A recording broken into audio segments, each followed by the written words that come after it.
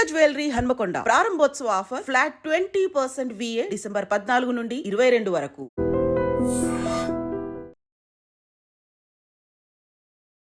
Hi guys, welcome to I dream. నేను మీ చాణక్య. ప్రస్తుతం దేశాన్ని కూడా కుదిపేస్తూ ఉన్న కేసు ఏదైనా ఉంది అంటే అది బెంగళూరు టెక్కీ అతుల్ సుభాష్ యొక్క కేసు అనమాట. సో ఆయన చనిపోయే ముందు సుమారు 90 మినిట్స్ ఆ సూసైడ్ వీడియో ఏదైతే ఉందో ఆయన మీద పడిన అసలు ఎన్ని కేసెస్ పడ్డాయి, దానివల్ల ఆయన ఎంత సఫర్ అయ్యాడు, అండ్ ఆ సఫర్ అయిన తర్వాత ఆయన ఎందుకు సూసైడ్ చేసుకోవాల్సి వచ్చింది అనే కారణాలతో మరి ఆ వీడియో మొత్తం కూడా ఉంది. ఇలాంటి చట్టాలు కేవలం అంటే అమ్మాయిలకు ఒక రకంగా, అబ్బాయిలకు ఒక రకంగా, మరి భారతీయ శిక్షణా స్మృతి ప్రకారం ఇట్లా జరుగుతుందా, లేకపోతే ఇద్దరికి ఈక్వల్గా ఉన్నాయా? వీటన్నిటి గురించి, ఈ కేసు గురించి ఇన్ డీటెయిల్గా మనతో డిస్కస్ చేయడానికి మరి హైకోర్టు అడ్వకేట్ నీలం భార్గవరామ్ గారు ఇప్పుడు మనతో పడినారు. మరి ఆయన్ని అడిగి తెలుసుకుందాం. నమస్తే అండి. నమస్తే. భార్గవ్ గారు, అతుల్ సుభాష్ ఎస్, ఆయన కేసు గురించి ఏదైనా మాట్లాడాలని అనుకున్నా కానీ గొంతులోంచి కొంచెం ఒక వణుకు అనేది కూడా వస్తుంది. ఏంటంటే ఆయన 90 మినిట్స్ వీడియో ఏదైతే ఉందో అది చూసిన తర్వాత ఏంటి ఇంతగా బాధపడ్డారా? సో ఈ చట్టాలు అనేది కేవలం ఒక్క వర్గానికి అంటే లేడీస్కి మాత్రమే ఫేవర్గా ఉన్నాయా, అబ్బాయిలకు ఫేవర్గా లేవా? సో వీటన్నిటి గురించి కూడా ఈరోజు మాట్లాడాలనుకుంటున్నాను. అయితే మన భారత రాజ్యాంగంలో కానివ్వండి, మనకున్న చట్టాల్లో కానివ్వండి, మనకి మన జీవన విధానానికి, మన జీవన శైలికి, మన ఫ్యామిలీ ఎన్వైర్న్మెంట్కి అనుగుణంగా అండ్ ఉమెన్ సెంట్రిక్ అంటే లేడీస్కి ప్రాధాన్యత ఇచ్చే విధంగా. ఎందుకనంటే మనం పూర్వకాలం నుండి ఇప్పటివరకు కూడా అంటే రీసెంట్ టైమ్స్ వరకు మనం చూసుకున్నది ఏంటంటే అబ్బాయిలు జెంట్స్ మ్యారేజ్ అయినాక వాళ్ళు జాబ్కి వెళ్ళడము, వాళ్ళు ఏదైనా పని చేసుకోవడము, ఇంట్లో లేడీస్ వాళ్ళు ఫ్యామిలీస్ని చూసుకోవడము, అంటే ఇలాంటి ఎన్వైర్న్మెంట్ అనేది ఒకటి ఉంటుండే. సో ఇంట్లో ఉన్న ఆడవాళ్ళకి భర్తల వల్ల లేకపోతే వాళ్ళ రైట్స్ని ఒత్తివేసే విధంగా ఒక ఎన్వైర్న్మెంట్ ఉన్నది అనే ఆలోచనతోటి మనకి ఉన్న చట్టాలు ఏంటంటే ఉమెన్ సెంట్రిక్ చట్టాలు ఉండడము. ఇలాంటి సిచ్యువేషన్స్ని ఇప్పుడు అవగాహన లేని ఎవరైతే పిటిషనర్స్ ఉంటారో, ఎవరైతే బాధితులు ఉంటారో, వీటి మీద అవగాహన లేకుండా ఎలా వీటిని ఫేస్ చేయాలి, లీగల్గా ఎలా కౌంటర్ చేయాలి, వీటి మీద అవగాహన లేక ఇలాంటి సిచ్యువేషన్స్లోకి రావడం ఒకటి. ఇది అబ్బాయిల సైడ్ది. అయితే అమ్మాయిల సైడ్ది ఏంటంటే ఇప్పుడు వాళ్ళకంటూ ఒక ఫ్యామిలీలో వాళ్ళకి ఒక ప్రపంచం అనేది చూసుకుంటే, వాళ్ళ ప్రపంచం, అమ్మాయిల ప్రపంచం అనేది చూసుకుంటే అందులోనే ఫ్యామిలీలోనే హీరో, విలన్, ఒక కమెడియన్, ఆ ఫ్యామిలీలోనే చూసుకుంటారు వాళ్ళు. మంచి అయినా చెడైనా వాళ్ళ తెలివితేటలు ఉపయోగించి పెట్టడమైనా, ఏదన్నా వీళ్ళకి ఇబ్బంది కలిగేది ఎక్స్ప్రెస్ చేయాలన్నా అన్నీ కూడా ఆ ఫ్యామిలీ వరకే, అలా ఆ ఫ్యామిలీయే ఒక ప్రపంచం అయిపోతుంది వీళ్ళకి. అయితే ఇక్కడ ఎప్పుడైతే ఇబ్బందులు వచ్చేసరికి డిఫరెన్స్ ఆఫ్ ఒపీనియన్ అలాంటివి కానివ్వండి, లేదంటే ఫైనాన్షియల్ ఇబ్బందులు వచ్చినప్పుడు కానివ్వండి, లేకపోతే ఒక విషయం మీద ఇద్దరికి గొడవలు జరిగినప్పుడు కానివ్వండి, లేకపోతే చుట్టాలను సాటిస్ఫై చేయడం, ఇంట్లో వాళ్ళని సాటిస్ఫై చేయడం, ఇలాంటి డిఫరెంట్ రీజన్స్ తోటి ఈ ఫ్యామిలీ ఇష్యూస్ అనేవి ఇనిషియేట్ అవుతాయి. అండ్ ఇలాంటివి వచ్చే సమయానికి వీళ్ళని ఎలా ఫేస్ చేయాలి అనేది బై లా అనేది ఉన్నది. బట్ ఇలాంటి సిచ్యువేషన్స్ని మనం ఎలా ఫేస్ చేసుకోవాలి, ఈ సిచ్యువేషన్ మనం ఎలా రియాక్ట్ అవ్వాలి అనేది చెప్పే ఒక మాధ్యమం లేకుండా పోయింది. ఏంటంటే ఆ బాధితులు అనేటప్పటికీ ఎక్కువగా మనము చాలా సంవత్సరాల నుంచైనా కానీ సో లేడీస్ ప్రకారమే చూస్తున్నాం, కానీ మొగాళ్ళు కూడా బాధపడుతూ ఉన్నారు. సో వాళ్ళు కూడా కొన్ని తప్పుడు కేసులో పడి సో ఇలా వాళ్ళ జీవితంలో ఉన్న వాల్యుబుల్ ఇయర్స్ అనేది కూడా కోట్ల చుట్టూ తిరిగి సో కోల్పోతున్నారు అనేది కూడా ఉంది కదా. సో ఇలాంటి సమయంలో అతుల్ సుభాష్ ఒక సూసైడ్ వీడియో అనేది కూడా ఒక మేల్కొల్పు లాంటిది అనుకోవచ్చా? ఇప్పుడు ఇందులో 2 విషయాలు ఉన్నాయండి. ఒకటి ఏంటంటే మన చట్టాలు, మన రాజ్యాంగము మన ఎన్వైరన్మెంట్కి సూట్ అయ్యే విధంగా ప్రిపేర్ చేసి పెట్టినప్పుడు ఇందులో మనం ఒకటి అర్థం చేసుకోవాల్సిన విషయం ఏంటంటే these are the things beyond law. ఇవి ఇంట్లో చిన్నగా ఇనిషియేట్ అయ్యే ఇష్యూస్. వీటిని మనం అర్థం చేసుకోవాలి, వీటిని ఎలా ఎదుర్కోవాలి అనేది అవగాహన తక్కువ అవ్వడం వల్ల ఇప్పుడు చూడండి, మనకి రామాయణంలో కానివ్వండి, మహాభారతంలో కానివ్వండి, ప్రతి సిచ్యువేషన్లో మనం వాళ్ళని ఎందుకు పూజిస్తాం, దేవుళ్ళని ఎందుకు కొలుస్తాం అని అంటే ఒక్కొక్క సిచ్యువేషన్లో వాళ్ళు ఏది చేసిర్రో దాన్ని చూసి మనం నేర్చుకున్నాం. మంచి ఏంది, చెడేంది, ఏ సిచ్యువేషన్లో ఎలా వీటిని ఫేస్ చేయాలి అనేది. అయితే అప్పట్లో ఈ అవగాహన కొంచెం ఎక్కువ ఉంటుండే, ఈ మధ్యలో చాలా తగ్గిపోయింది. ఎందుకనంటే ఇప్పుడు ధర్మం గురించి నేర్పించడానికి చిన్నపిల్లలకి స్కూల్లో ధర్మం గురించి నేర్పించట్లేదు.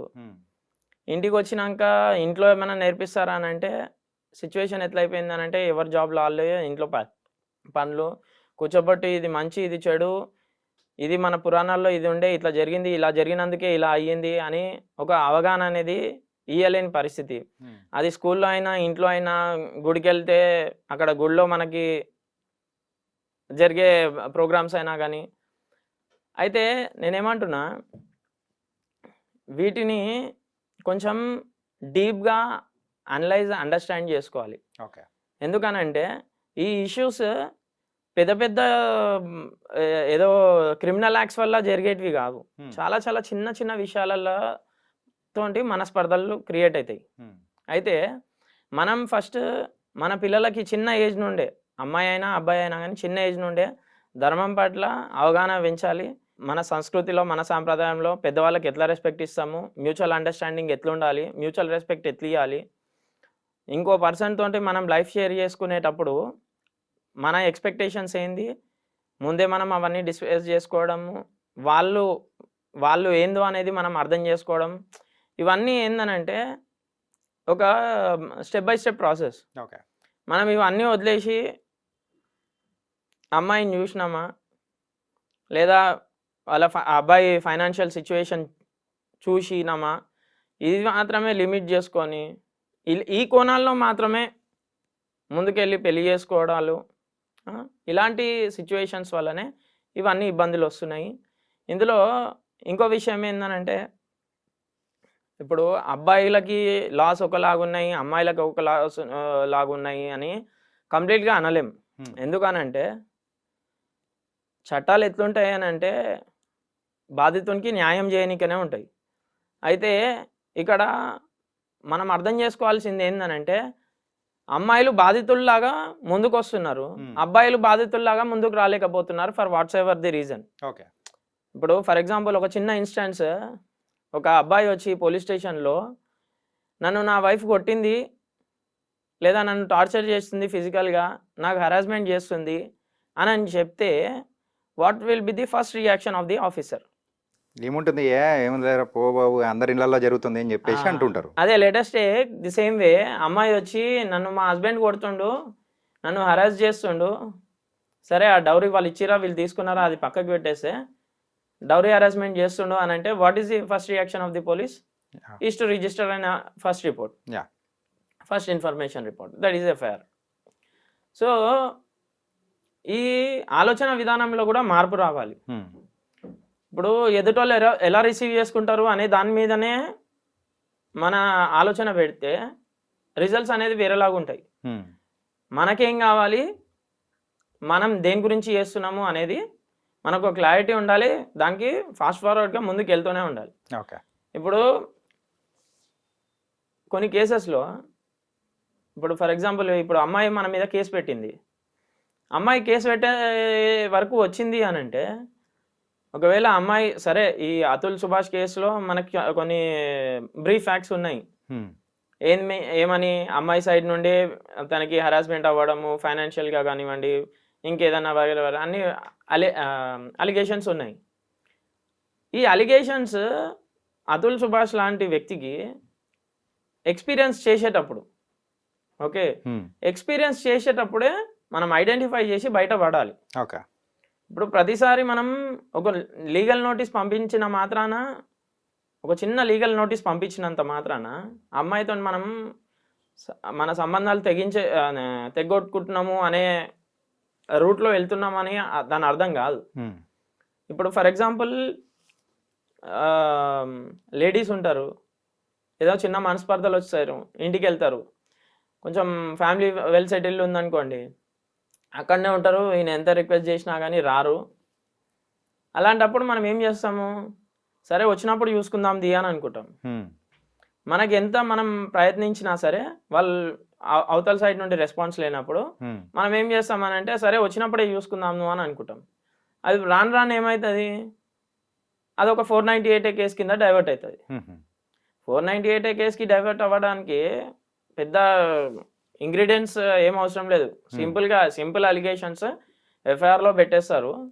దానికి ఇట్లా ఖచ్చితంగా ఈ స్పెసిఫిక్ అలిగేషన్స్ అన్నట్టు అవి ఏముండవు. సింపుల్గా ఇట్లా పలానా రోజు మాకు పెళ్ళయింది, ఇట్లా పలానా విధంగా పెళ్ళయింది, పెళ్ళి ఎన్ని సంవత్సరాలు అవుతుంది, ఎన్ని రోజుల నుండి నాకు ఇట్లా ఇబ్బంది పెడుతుండు, అరెస్ట్ చేస్తుండు అని ఇట్లా సింపుల్ కంప్లైంట్స్ అనేవి ఇస్తారు.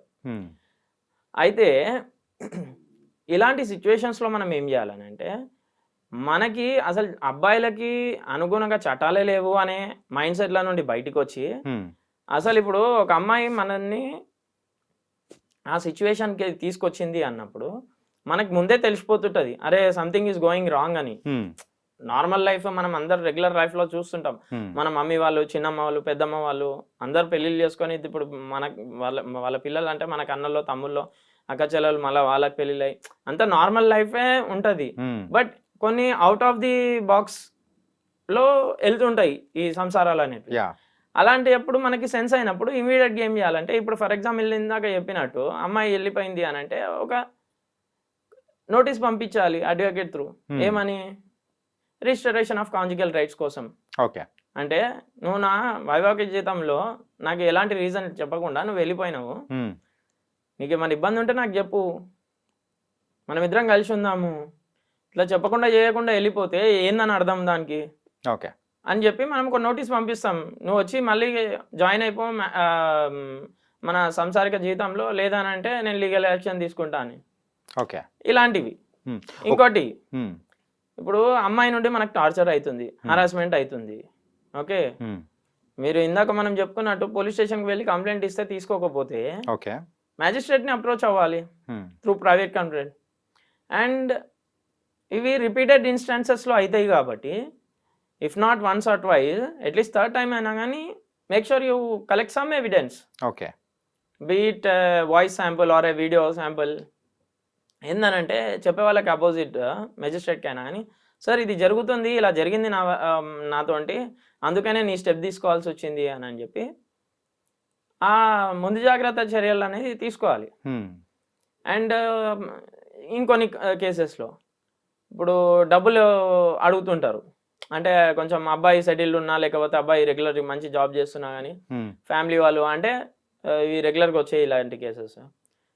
అమ్మాయి వాళ్ళ ఫ్యామిలీ తరఫు నుండి మాకు ఈ రీజన్ తోటి ఇంత డబ్బు కావాలి, ఈ రీజన్ తోటి ఇంత డబ్బు కావాలని డైరెక్ట్ అమ్మాయికి అంటే వాళ్ళు అడగకుండా అమ్మాయి త్రూ మా పేరెంట్స్కి, మా బ్రదర్స్కి ఇట్లా సపోర్ట్ చేయాలి అనే రీజన్ తోటి డబ్బులు తీసుకుంటూ ఉంటారు. మళ్ళీ డబ్బులు రిటర్న్ ఇవ్వమని అడిగే టైంకి ఇవన్నీ కాంప్లికేషన్స్ స్టార్ట్ అవుతాయి. ఓకే, సో ఇలాంటి టైమ్స్లో ఏం చేయాలంటే వాళ్ళకన్నా ముందే మనమే ఒక అప్రోచ్ తీసుకోవాలి, వెళ్ళి ఒక రిటర్న్ కంప్లైంట్ ఇవ్వాలి. ఇప్పుడు లీగల్ ప్రాసెస్ అనేది ఎంత స్మూత్, ఎంత ఈజీ అయిపోయిందనంటే, ఎంత అండర్స్టాండబుల్ అయిందనంటే, ఒకప్పుడు ఏందనంటే కోర్టు మెట్లు ఎక్కినాము అని అంటే అదేదో పెద్ద క్రైమ్ చేస్తేనే పోయినాము అనే ఆలోచన విధానం నుండి ఇప్పుడు బయటకు వచ్చేసారు అందరూ. ఇప్పుడు నార్మల్గా ఇవాళ రేపు ఏ రీజన్ తోటైనా కోర్టుకి వెళ్తున్నారు, పోలీస్ స్టేషన్కి వెళ్తున్నారు. These are common public places అయిపోయినాయి. So we need to understand that. So accordingly మనం కూడా మన సైడ్ నుండి లీగల్ యాక్షన్స్ అనేది initiate చేస్తుండాలి. There is nothing wrong. మీ వైఫ్కి మీరు అర్థం చేయేటట్టు చెప్పే ఒక విధానంతో చెప్పాలి. ఏమని, లేదమ్మా ఆ సిచ్యువేషన్లో ఇట్లా జరిగింది, నాకు అర్థం కాలేదు, నేను ఈ రీజన్తో పోయినాను, అంతే తప్ప ఆ రీజన్తో నేను కోర్టుకి పోయినానో, పోలీస్ స్టేషన్కి పోయినానో, లేకపోతే నీకు నోటీస్ పంపించినంత మాత్రాన నేను వదులుకోవాలనే రీజన్ తోటి కాదు, నీతో నేను తెగదెంపులు చేసుకోవాలనే రీజన్ కాదు అనేది ఇవి డిస్కస్ చేసి మనం అర్థం అయ్యేటట్టు చెప్పాలి. ఓకే. ఇది నేను అబ్బాయిలకు ఇచ్చే సజెషన్. సజెషన్. Yeah, okay. అంటే మెయిన్గా అతుల్ సుభాష్ కేసులో అయితే సో తన మీద పెట్టిన కేసెస్ ఏంటి ఉంటే నేను అనుకోవచ్చు. ఒక ఫ్యామిలీ డిస్ప్యూట్లో అరేజ్ అయినప్పుడు ఇనీషియల్గా ఏం చేస్తారంటే ఫస్ట్ అండ్ ఫార్మోస్ట్ థింగ్ ఒక 498 కేసు పెడతారు. అయితే కొన్ని ఇన్స్టెన్సెస్లో ఏమవుతుంది అని అంటే పోలీస్ వాళ్ళని ఇన్ఫ్లుయెన్స్ చేయడము, లేకపోతే whatsoever the other reasons, like evidence gather చేసి పెట్టుకోవడమే ముందే అమ్మాయి వాళ్ళు, అలాంటి రీజన్స్ తోటి, లేకపోతే కొంచెం స్ట్రాటజిక్గా ఆలోచించి, లేకపోతే ఎవరైనా అడ్వకేట్ తోటి ఒక సలహా తీసుకోను, అట్లా డిఫరెంట్ వేస్ త్రూ వాళ్ళకు కొన్ని కంప్లైంట్స్ తోటి వస్తారు. అయితే అతుల్ సుభాష్ వాళ్ళ మీద పెట్టిన కేసెస్లో మేజర్ కేసెస్ ఏంటంటే murder case. Yeah. Atul Subhash చెప్పిన వీడియో వాంగ్మూలం ప్రకారం ఏంటంటే మర్డర్ కేసు అని.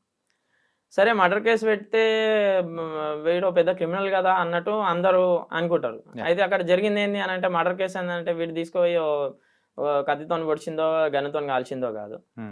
వాళ్ళ అమ్మాయి వాళ్ళ ఫాదర్కి హెల్త్ ఇష్యూ ఉంది ఈ వీడియో ప్రకారం.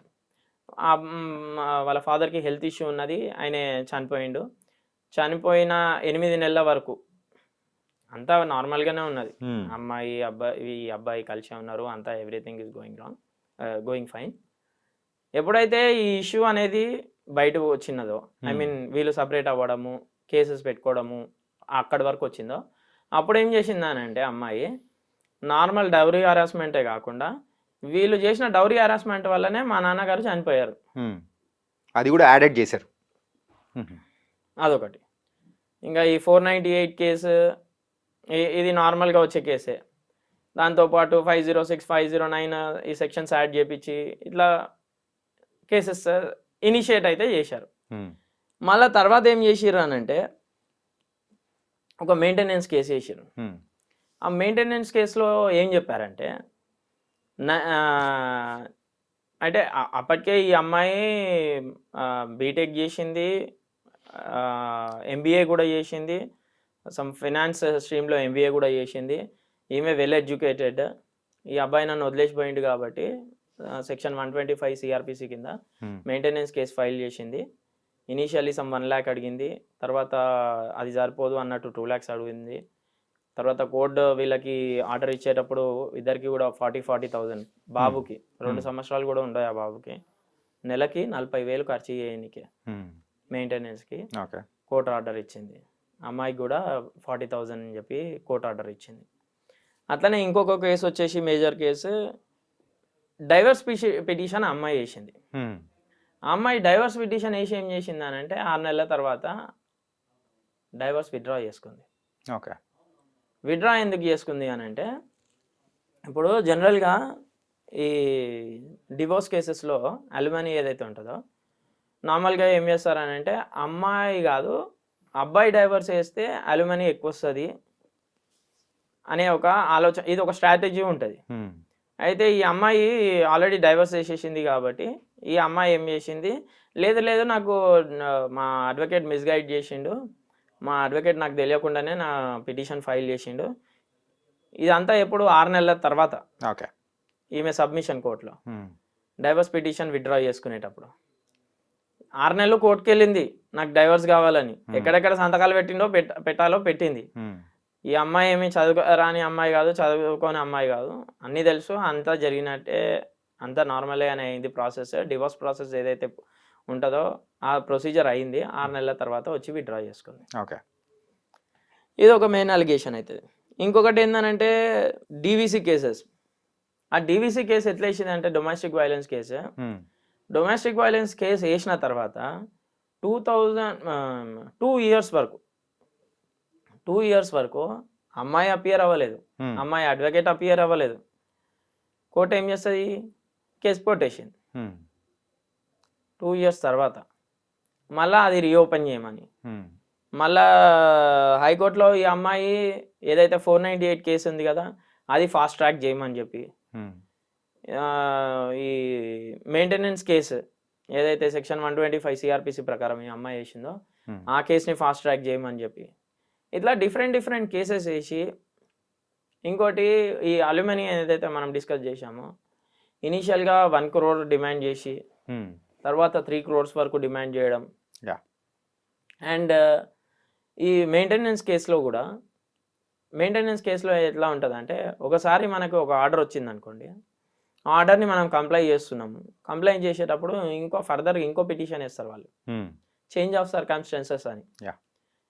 ఫస్ట్ థింగ్ ఏంటంటే, ఈ అబ్బాయి ఇప్పుడు ఆ బాబు చిన్న ఉన్నప్పుడు నాకు 40,000 అయ్యింది, కానీ ఇప్పుడు వాడు పెద్దగా అయిపోయిండు, ఇప్పుడు 3 సంవత్సరాలకు వచ్చిండో 4 సంవత్సరాలకు వచ్చిండో అని చెప్పి, లేకపోతే వానికి హెల్త్ ఇష్యూ ఉందనో చెప్పి, లేకపోతే ఈ అమ్మాయికి ఏమైనా ఇబ్బంది ఉందో అని చెప్పి చేంజ్ ఆఫ్ సర్కమ్స్టాన్సెస్ కింద ఇంకో పిటిషన్ ఫైల్ చేసి ఆ ఆర్డర్లో ఏదైతే అమౌంట్ వచ్చిందో దాన్ని ఇంక్రీజ్ చేయించుకుంటారు. ఇలా కూడా ప్రొవిజన్స్, ఏజ్ పెరిగే కొద్దీ అక్కడ అమౌంట్ అనేది కూడా పెరుగుతూ పోయేటట్టు ఏజ్ పెరగదా, ఏజ్ అనే కాదు, for any reason change of circumstances the ప్రొవిజన్లో రీజన్ చూపెట్టి వీళ్ళు మళ్ళీ పిటిషన్లు ఇవ్వడం.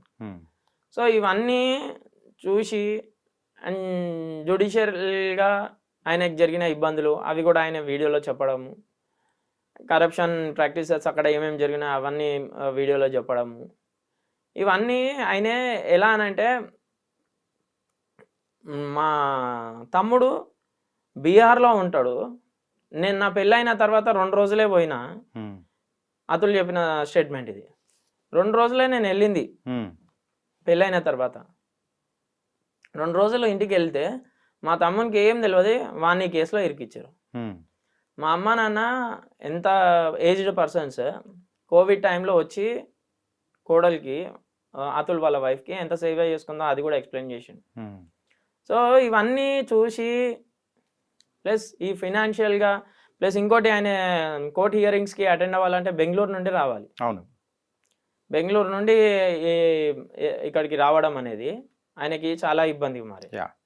ప్లస్ ఇంకొకటి, ఆయన ఏదో బిజినెస్ చేసుకునే టైప్ కూడా కాదు, మంచి టెక్కీ, ఆర్టిఫిషియల్ ఇంటెలిజెన్స్లో ఒక మంచి ఉన్నతమైన స్థానంలో ఉండి ఆ రోల్లో ఉన్నాడు. సో ఇవన్నీ ఏందనంటే ఆయనకి ఒక ఆలోచన క్రియేట్ చేసింది.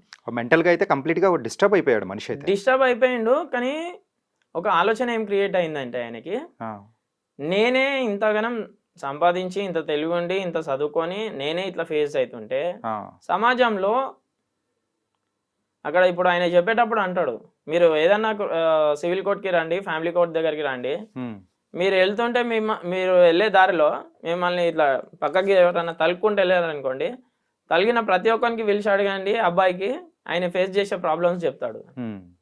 అంటే ఇంత ఈ లెవెల్కి వెళ్ళిపోయింది మిస్యూజ్ ఆఫ్ లా అనేది. సో దీని మీద అందరికీ ఒక నేషనల్ వైడ్ ఒక అవేర్నెస్ రావాలి.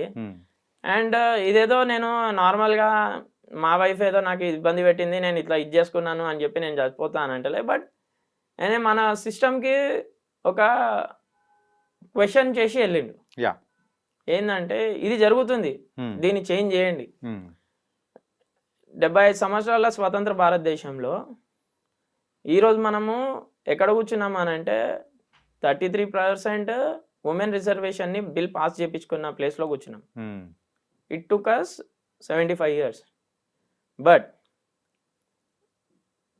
ఏదైతే ఈక్వాలిటీ ఉందో, ఈక్వాలిటీ అని మనం ఫైట్ చేస్తాము అమ్మాయిలకి అబ్బాయిలకి, అది ఆల్మోస్ట్ వచ్చింది. ఓకే, అదేవిధంగా ఈ లాస్ ఏవైతే మనం ఉమెన్ సెంట్రిక్గా ఉన్నాయో కొంచెం న్యూట్రలైజ్ చేయండి అని కూడా ఆయనది ఒక వాదన. సో ఈ రీజన్స్ తోటి ఆయన అలా చేసుకోవడం, అండ్ ఆబ్వియస్లీ ఆయన సోషల్ మీడియాలో పెట్టి ఇది చేయడం వల్ల అది పబ్లిక్లో మంచి రీచ్ రావడం, అండ్ ఇష్యూ జెన్యూన్ అవ్వడం వల్ల కొంచెం పబ్లిక్లో అవుట్రేజ్ రావడము, కొన్ని ర్యాలీస్ కూడా తీశారు.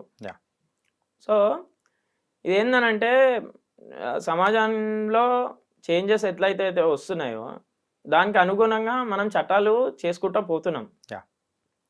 ఈ ఇష్యూని కరెక్ట్గా హైలైట్ చేయాలి అనే ఆలోచన విధానంతో ఆయన అది చేసుకోండు. బట్ ప్రతిసారి మనం ఇలానే చేసుకోవాలని లేదు. ఇప్పుడు suicide is not solution for any reason. He might have అంటే వేరే వేరే రిసోర్సెస్ని యూజ్ చేసుకోవాల్సింది ఇష్యూని హైలైట్ చేయడానికే, పెద్దవాళ్ళ దగ్గరికి ఇష్యూని రీచ్ చేయడానికే, లేదా ఎవిడెన్స్ గ్యాదర్ చేసి ఈయన పెడుతున్న అగ్లిగేషన్స్ ఏవైతే ఉన్నాయో వాటి ఎవిడెన్స్ గ్యాదర్ చేయడం చేసి ఫర్దర్గా, ఎందుకనంటే ఇవాళ రేపు ఎవిడెన్స్ అనేది కొంచెం ఈజీ అయిపోయింది మనకి గ్యాదర్ చేయడం. అంతకుముందు ఒక మనిషిది వీడియో తీయాలి అని అంటే ఖచ్చితంగా వీడియో కెమెరా అని అనుకుంటుండే. ఇప్పుడు ఏముంది, ఫోన్ ఉంది. ఫోన్తో పాటు ఇప్పుడు ఇంకా కొంచెం అడ్వాన్స్ టెక్నాలజీ వచ్చింది కాబట్టి టెక్నాలజీ వచ్చింది. చిన్న చిన్న కెమెరాస్ కానివ్వండి, లేకపోతే ఆడియో రికార్డింగ్ డివైజెస్ కానివ్వండి, ఇలాంటివి మనం మెయింటైన్ చేసి we can fight it in better way also. Okay, అంటే suicide is not the right way అనేది నా ఒపీనియన్. అండ్ ఫైనల్గా అయితే ఈ అతుల్ సుభాష్ యొక్క కేసు అనేది కూడా సో రాబోయే కాలంలో ఎలా ఉండబోతుంది అనుకోవచ్చు? ఇప్పుడు జుడిషియల్లీ వాళ్ళ మీద ఏవైతే అలిగేషన్స్ ఉన్నాయో అవి హయ్యర్ కోర్ట్స్ వాళ్ళు ఇన్వెస్టిగేట్ చేస్తారు, వాళ్ళు చూసుకుంటారు. యాజ్ లాంగ్ యాజ్ ఈ అబ్బాయి సూసైడ్కి సంబంధించి అయితే నాకు తెలిసినంత వరకు ఒక అబిట్మెంట్ సూసైడ్ కేసు పెడతారు. సో దాని ప్రొసీడింగ్స్ వీళ్ళ ఫ్యామిలీ అందరు ఫేస్ చేయాల్సి ఉంటుంది.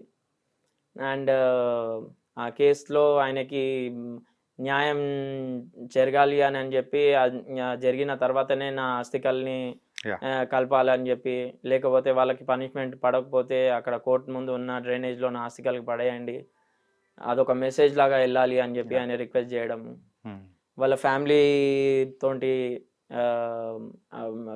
అపాలజీ చేయడము, ఇవన్నీ కూడా ఆయన లాస్ట్ మినిట్లో చేయడం, ఇవన్నీ జరిగినాయి. లాస్ట్లో కూడా కొన్ని మార్పులు అయితే తీసుకురావాలని చెప్పేసి అతుల్ సుభాష్ సో తన ఆఖరి కోరిక అయితే కోరుకున్నాడు. మరి అది జరుగుతుందా లేదా అనేది కూడా మరి కొన్ని రోజులు వెయిట్ చేయాలేమో. ఇంకొకటి ఏంటంటే ఇప్పుడు మనకి గురుగారు చాగంటి గారు ఇలాంటి వాళ్ళు పెద్దవాళ్ళు చెప్తుంటారు ప్రవచనాలలో, ఫ్యామిలీ రిలేషన్స్ ఎలా ఉండాలి, ఎవరి రోల్ ఎలా అనేది, ఇలాంటివి మనం వినాలి, మన ఇంట్లో పిల్లలకి వినేటట్టు చేయాలి, కొంచెం వాళ్ళకి గైడ్ చేయాలి. ఇవేందనంటే ఏదో క్రిమినల్ మైండ్ తోటి చేసే తప్పులు కాదు. ఏందనంటే ఫ్యామిలీలో కొన్ని సిచ్యువేషన్స్లో ఎట్లా అంటే ఒక జరిగే సంఘటనకి మనం ఎలా రియాక్ట్ అవ్వాలో కూడా తెలియదు. ఓకే, దాన్ని మనం ఎలా యాక్సెప్ట్ చేయాలో కూడా తెలియక కొన్ని సిచ్యువేషన్స్లో కొన్ని తప్పులు జరిగిపోతుంటాయి. So guidance is more important. కొంచెం ఆధ్యాత్మికంగా, ధార్మికంగా ఆలోచన అనేది పిల్లలలో పెంచే విధంగా పేరెంట్స్ కొంచెం ఇనిషియేటివ్ తీసుకోవాలి. ఏదైనా కానీ సో మొక్కగా ఉన్నప్పుడే దాని యొక్క బాగోగులు అనేది కరెక్ట్గా చూసుకున్నామంటే అది పెరిగే విధానం అనేది కూడా వేరుగా ఉంటుంది. అది థ్యాంక్ యూ భార్గవ్ గారు. సో దీని గురించి చాలా క్లియర్గా చెప్పారు. అండ్ సో మెయిన్గా ప్రాబ్లం అనేది కూడా ఎక్కడి నుంచి స్టార్ట్ అవుతుంది, దానికి సొల్యూషన్ అనేది కూడా నీట్గా రూట్స్ నుంచి చెప్పారు. So thank you so much.